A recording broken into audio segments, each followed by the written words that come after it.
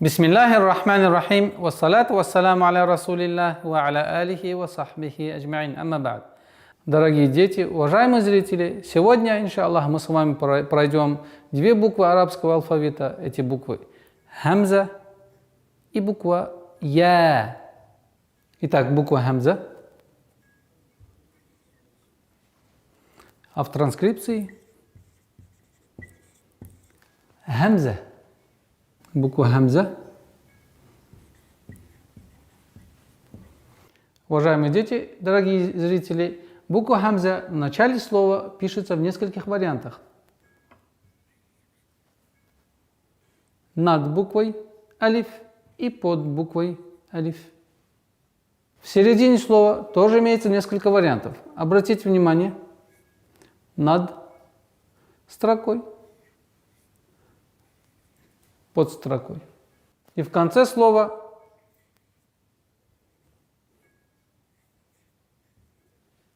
вторую букву, которую мы пройдем, это буква Я. Обратите внимание.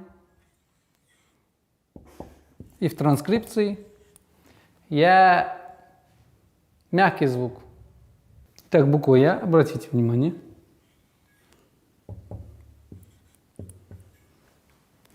В начале слова,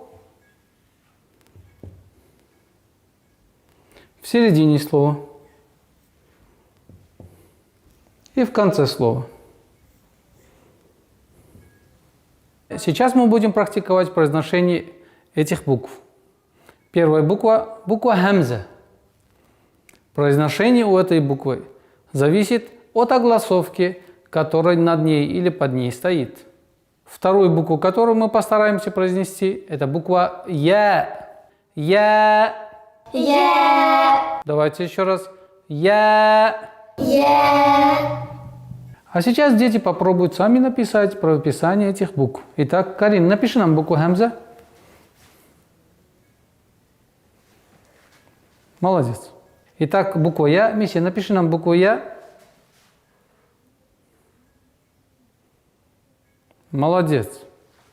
Дорогие дети, уважаемые зрители, на этом мы завершаем изучение арабского алфавита. До новых встреч. Ассаламу алейкум ва рахматуллахи ва баракатух.